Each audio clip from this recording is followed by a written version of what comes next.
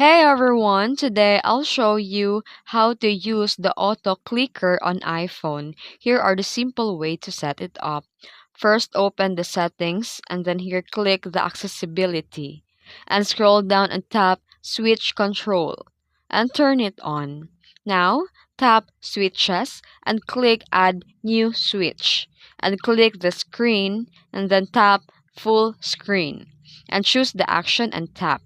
Also, to create a recipe or auto tap, go back and select recipes and create new recipe and name it as auto clicker and assign the switch action you created.